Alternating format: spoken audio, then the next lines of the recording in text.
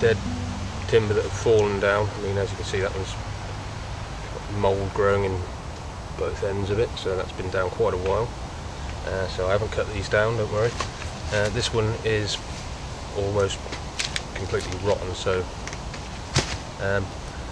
this one is not going to be the test for how well it cuts, but this one is quite solid, so that one will be. This is just to show you the correct technique whilst cutting with a folding saw, or with a bow saw, or any small narrow bladed saw or shallow saw. There's a proper way to doing it, like there is most of the tools you're going to use. So get this right.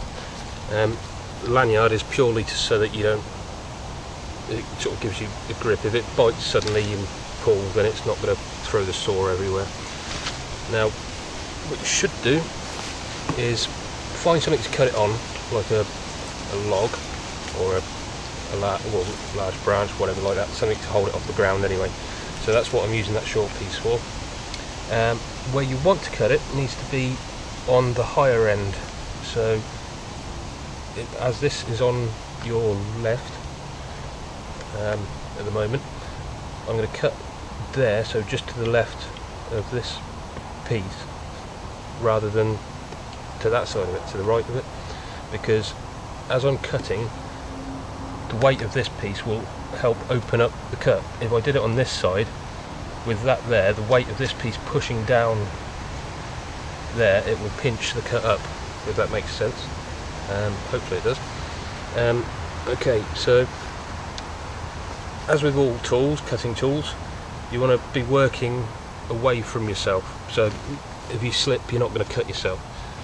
So what I'm going to do is kneel there and secure the piece of timber there, and where, as I say, where you want to cut there, you put your hand over the top, so if it jumps out it's going to bounce around over here. If you cut it there and it jumps out, it can gouge your knuckles out, so you put your hand over the top.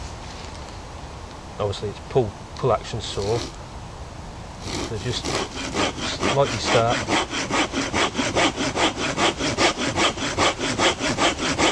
and work your way through it. See, slipping out, so that went underneath luckily, so but if it slipped out and I went underneath, I could probably catch my thumb on that side, so that's another reason your thumb is miles away. So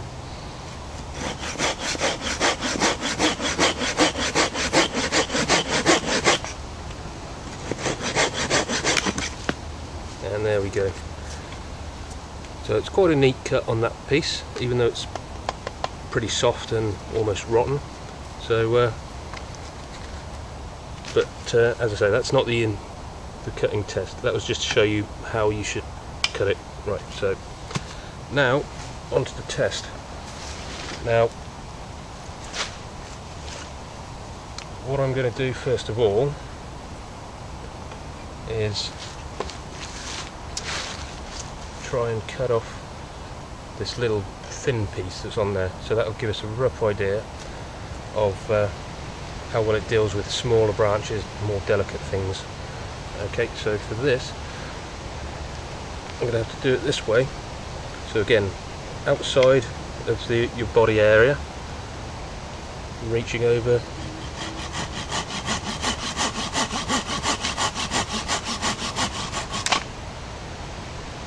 and there you go. Yeah, it makes a very neat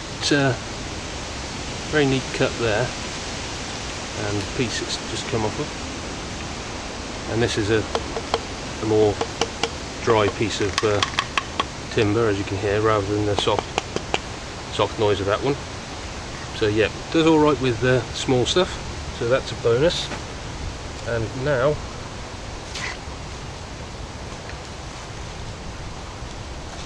onto the larger piece. Move that piece out of the way. I need to cut a small piece off the end of this. Just there, that'll do. Now the reason why I'm using my left leg to hold it rather than my right leg, which is right next to it, is so I've got some room to put my hand to steady it if I need to. Again, with this, because it's right on the edge, it's going to be pretty difficult to hold the far side. So what you can do is form your hand flat on it, keeping your fingers dead flat, and make sure you've got a flat palm, and hold it as best you can as you're cutting it.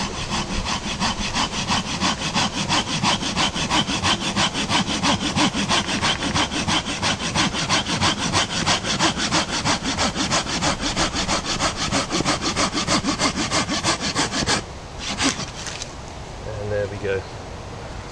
So again, another very smooth, clean cut.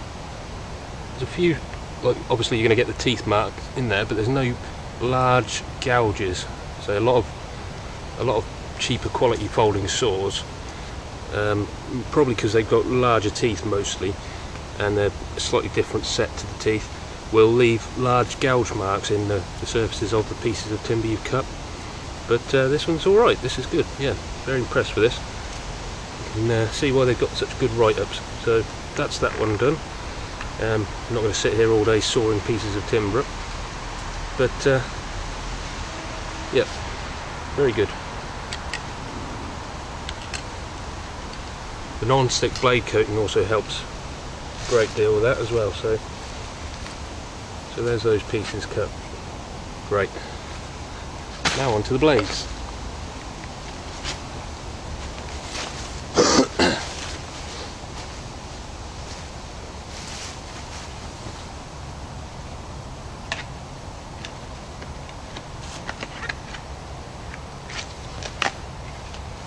Now the first test I'm going to do with these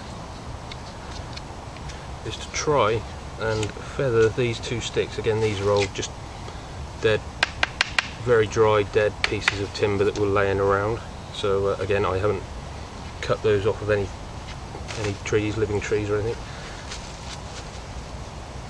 And for a feather stick, really you want about an arm's length from your armpit to your fingertips, like that sort of length-ish. I mean, this comes a bit slightly longer.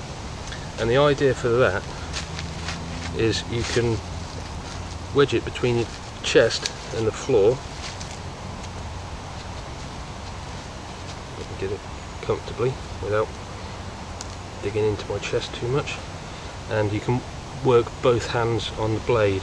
So I'll try the Svord Peasant. I mean, they're not really designed for this sort of work, but you can see how well it goes.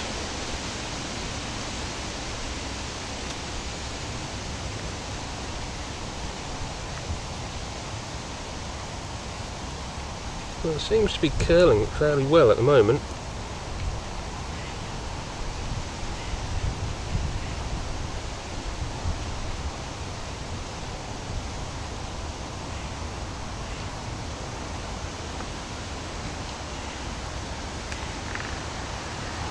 So I've only got a few small feathers on that one, but yeah, it seems to be doing alright considering it's not the sharpest blade in the world. So I won't bore you with carrying on doing that one. A few more of the feathers there. So that's not too bad. Yep. Now onto the Hultafors.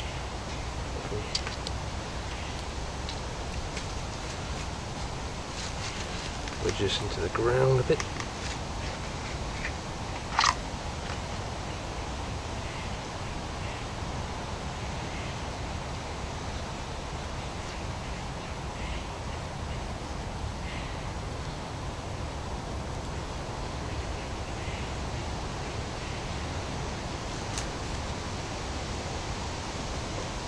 Try and get rid of the barky part, so you can get a bit more of a feathering going on.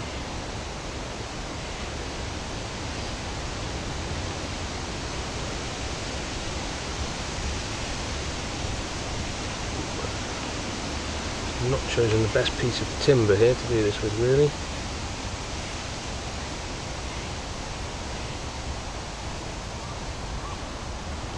But yeah, that seems to be working fairly well as well. Yeah, so not bad with that one. So they feather all right. So that's one thing.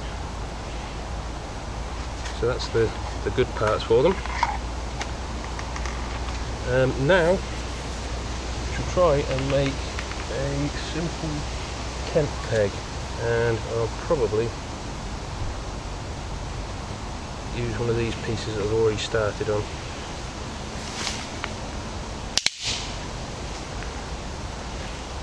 So the basics, start with the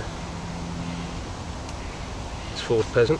So first of all, you're going to want to point the edge, and as usual, always make all cuts outside of your body. Never cut here, because if you slip you can catch your legs and there's a major femoral artery running down there. So hold a piece of work to the side,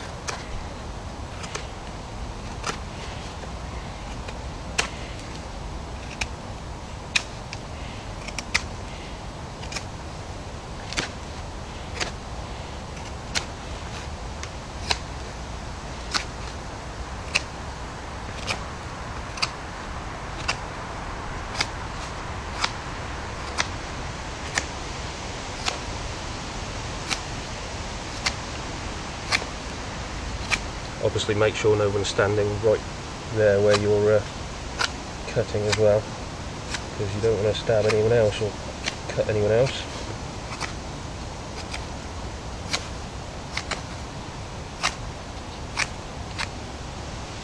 So it's definitely working, so the point's working. Now for the notching of the peg, solid. Now the best way to do this is find something solid and lay it on top of it. Then you want to cut a small cross, just using the pressure of the knife, so downwards pressure, not a slicing motion, not a drawing slice, just cutting it down like that, and then you can cut out from the bottom towards the top V of those.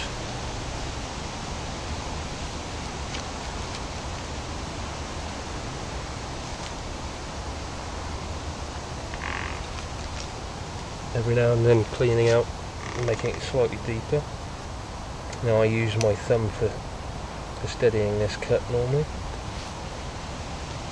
just on the back of the spine.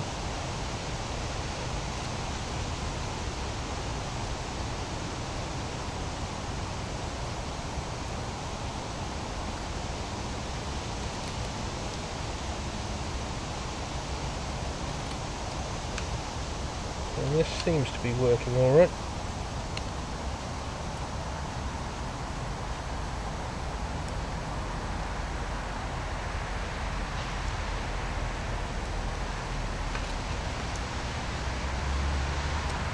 Now you don't want to go anywhere near halfway through when you're notching a peg, because when you hammer it into the ground, if you meet a bit of resistance, it's just going to snap your peg where the notch is. All it needs to be is as thick, or slightly thicker, ever so fractionally thicker than the cord you're using. So if you're using paracord, which is 4mm thick generally speaking, then 5mm is plenty to go in, just to hold it there. I won't obviously saw the top off, but you could use your saw to saw the top off, or you could work away whittling, doing the cut all the way round, turning it round and working in. So it's pretty much the same method as a beaver works away at his timber with his teeth, obviously, not a knife.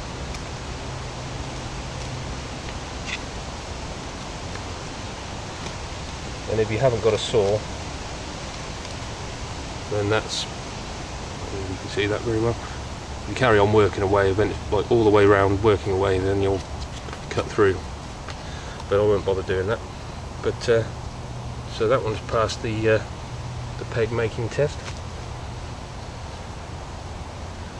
You can just, when you're pointing with it, you can just feel the lack of sharpness is sort of working against you, there. So I'll use this one again.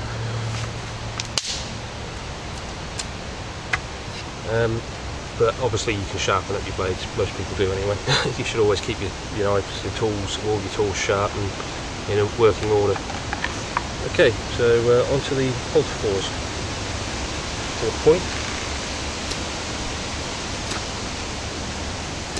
Straight away I can feel it's sharper at cutting with a push stroke straight away. Now it could be that the blade is fractionally narrower, or it could be the grind, or there's a shallower angle, or it could just be sharper, which is the one I'm probably going to go with there. I won't sharpen it all the way because it just have to take too much down, but yeah, it's sharpening. Yeah, it takes out those big chunks.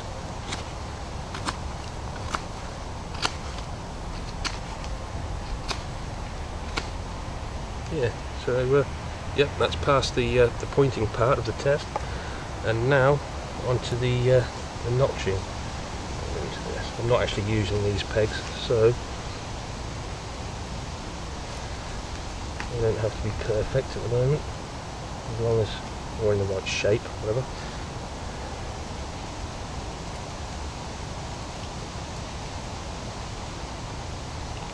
Now, using this Hultafors knife, I can feel that the small size of the handle, very narrow grip to it, could possibly suggest that it's better for people with slightly smaller hands, or female bushcrafters, or younger bushcrafters. I mean, it's not impossible to use, it's just I could feel it's going to get, because my nails on my forefinger and middle finger are constantly pushing against the inside of my thumb there while I'm putting force on it, so that could get quite uncomfortable after a while.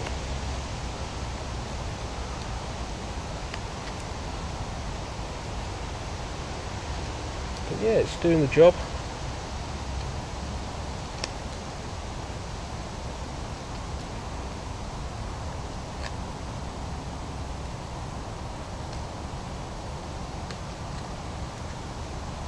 There you go. Notching the pegs quite well there.